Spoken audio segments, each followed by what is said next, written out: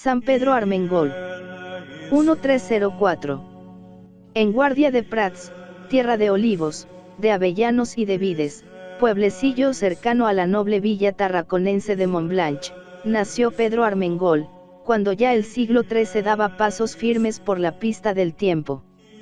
Creció Pedro en la holganza, que por algo era una de las más nobles familias catalanas, descendiente de los condes de Urgel. Soplaban buenos vientos para el reino aragonés, ya que Jaime I estaba ganándose a pulso el sobrenombre de conquistador. Caída Mallorca, liberada del moro Valencia, precisamente en el año 1238, el que se supone como fecha de nacimiento de Pedro Armengol, la nobleza feudal sentía alentar en sí todas las ínfulas de poderío y rango. Por el plácido, humanísimo paisaje tarraconense pasaban los campesinos, yendo y viniendo en sus tareas, cuidando el trigo y las legumbres, mimando la uva y la oliva que habrían de dar sus zumos.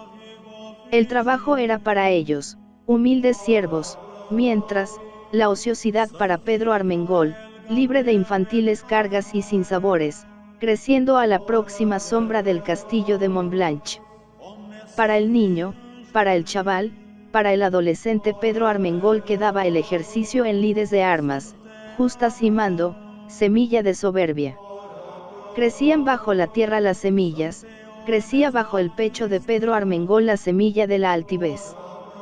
Para los nobles feudales no había barreras, ni derechos de los inferiores que guardar, ni recatos de las mozas que respetar, el noble era un ser superior, y superiores eran sus prerrogativas.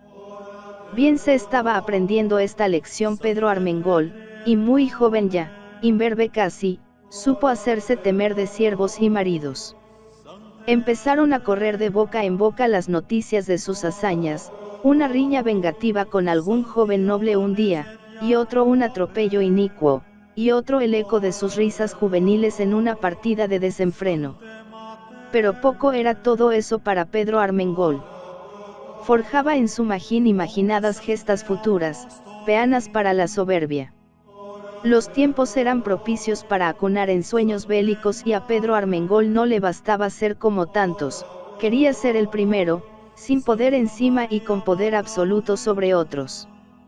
Bien estaba que corrieran de boca en boca sus hazañas, pero existían otras que podía realizar y que aún aumentarían su prestigio.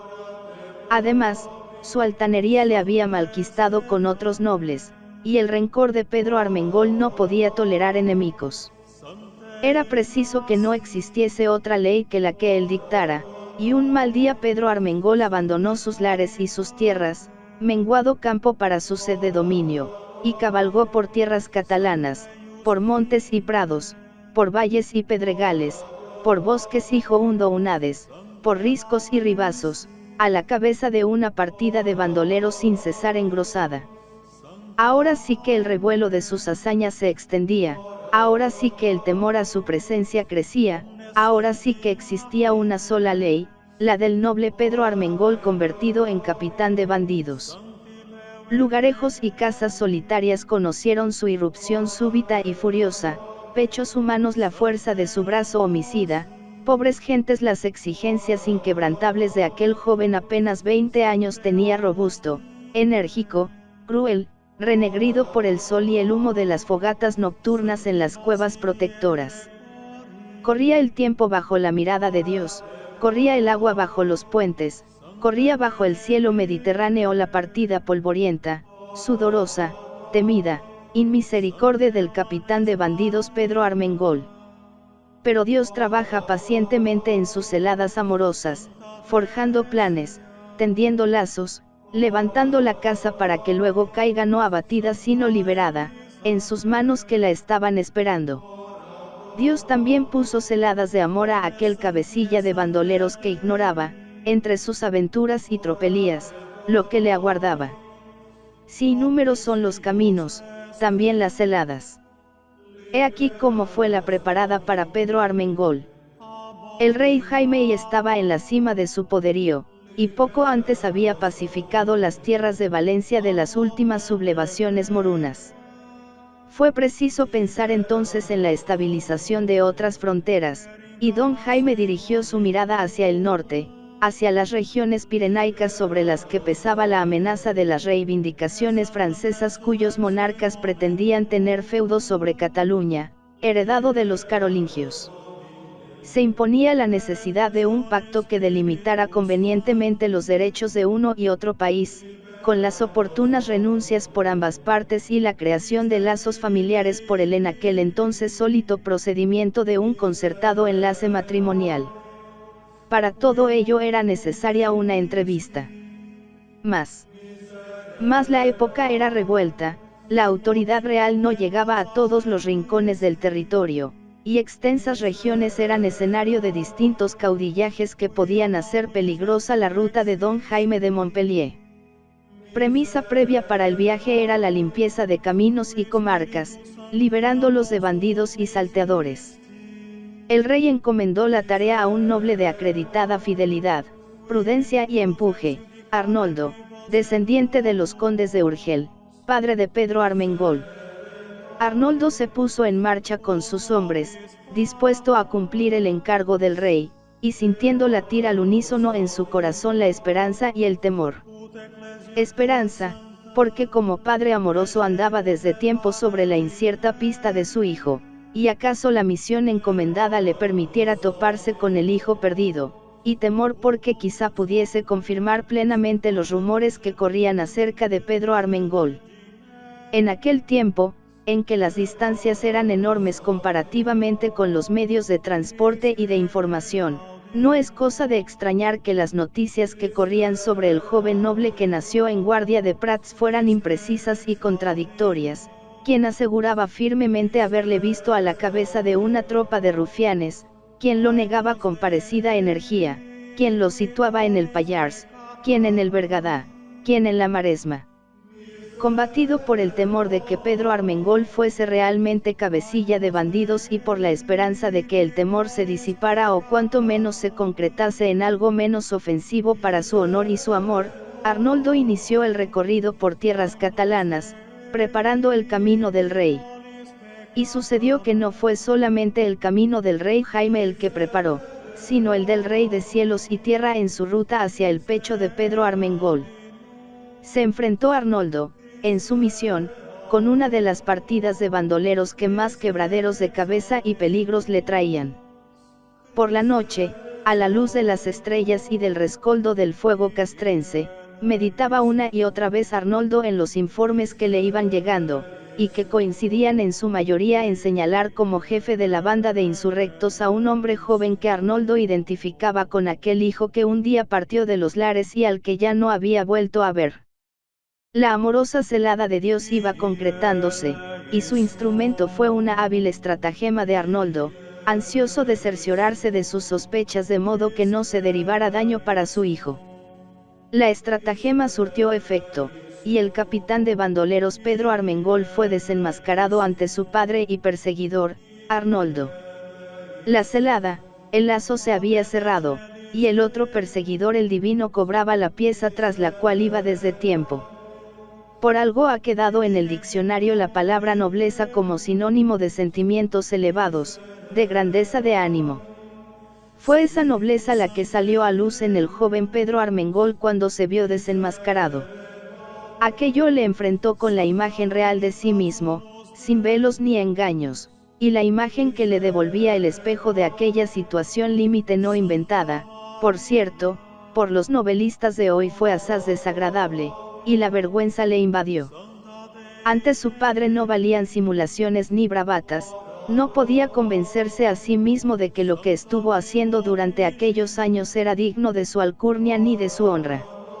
No quedaba, tras aquella evidencia, tras aquella luz súbita que sucedía a la anterior obscuridad, más salida que cambiar.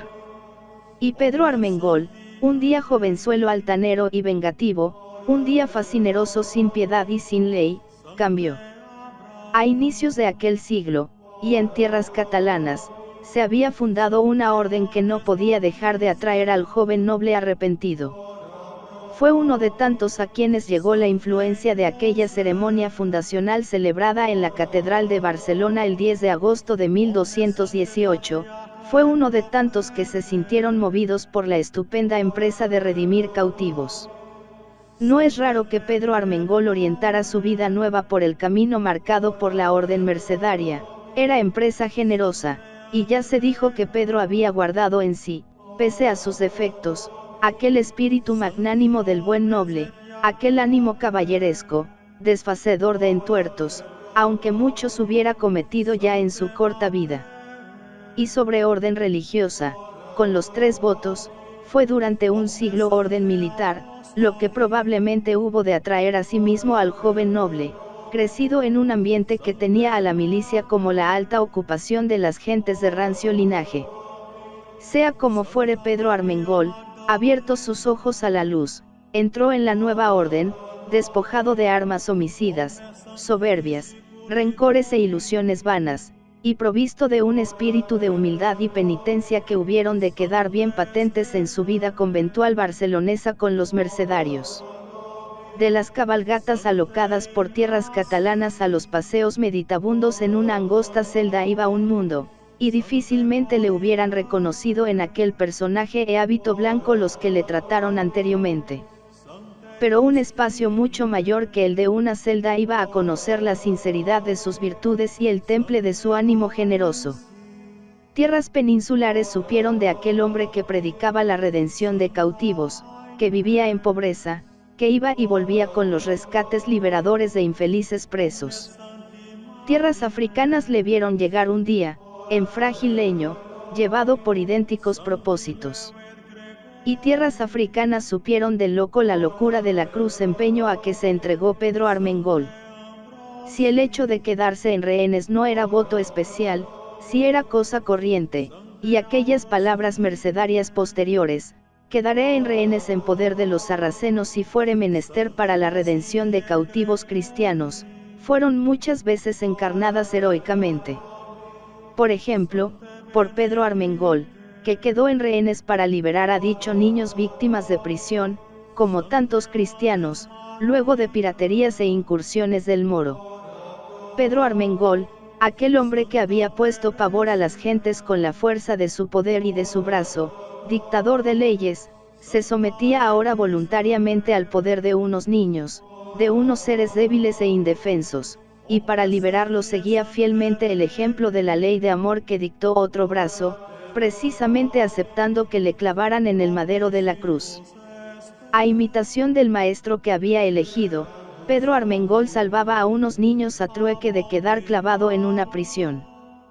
Quien conoció el dulzor del aire libre, quien saboreó en tiempos la quietud de una noche sin fronteras y el goce profundo de moverse, respirar y vivir en unas tierras sin horizontes, conoció ahora, y durante largo tiempo, el aire viciado de mazmorras y ergástulas, la invitación inalcanzable de la noche tras una aspillera, el horizonte inmediato de 4 paredes fétidas. Y todo, escogido voluntariamente, cautivo y víctima por su libre elección. En Bujía, la Meca pequeña de los berberiscos, estuvo Pedro Armengol al filo de la muerte, en un verdadero martirio aceptado. Había salido de la prisión para conocer en la horca la ejecución de la sentencia. Suspendido estuvo en el armatoste mortífero varios días, y las gentes se maravillaban de que aquel condenado no muriese, y aducían, estupefactos, extraños favores infernales. Favores, sí, mas no precisamente del infierno, sino de la Madre de Dios, que le asistió y sostuvo durante los días y las noches en que Pedro Armengol permaneció en la horca, como hubo de confesar luego por obediencia. Quien por amor a Dios había liberado con su sangre y su vida a tantos cautivos se veía ahora liberado por Dios de la muerte inmediata. De aquel hecho le quedó, ya para siempre y como huellas visibles, una extremada palidez y el cuello un tanto torcido. Inescrutables son los designios divinos, pero acaso humanamente pueda pensarse que si fue salvado de la horca fue en alguna medida porque el ciclo de su vida no hubiese quedado completo. Porque Pedro Armengol había abandonado sus pasadas pasiones y testimoniado sobradamente sus virtudes, pero no convenía acaso que ese hermoso ejemplo fuese dado precisamente allí donde escandalizó. Y allá, a su pueblo natal, Guardia de Prats, fue a parar durante los últimos años de su vida, luego de su vuelta a la península. En aquellas tierras de olivos, de avellanos y de vides, a la próxima sombra del castillo de Montblanch, en el plácido, humanísimo paisaje tarraconense corrieron los últimos años de la vida de Pedro Armengol, como corrió su infancia y su juventud primera. Y si entonces dejó ejemplo de orgullo, de sinrazones y de desenfreno, los habitantes de aquellas tierras pudieron ahora comprobar día a día, asombrados y quizá incrédulos al pronto, convencidos y admirados luego, el ejemplo de la caridad y abnegación del mercedario Pedro Armengol. Un día fue temido y hasta odiado, hoy era con todavía mayor unanimidad y fervor venerado. Allá donde había escandalizado, edificaba ahora, allá donde creció su celo egoísta se derramaba ahora su celo altruista, allá donde mostrara los frutos de la soberbia mostraba ahora los frutos ubérrimos de la caridad, allá donde se hizo temer por su altivez se hacía querer ahora por su humildad. Cuando murió se señala la fecha de 1304. La vida de Pedro Armengol estaba completa en su ciclo, y también en sus tierras natales quedaba el testimonio fecundo de la prodigiosa transformación de aquel joven noble. De aquel noble trocado voluntariamente en cautivo, de aquel capitán de bandidos convertido en generoso siervo de los hombres por amor de Dios.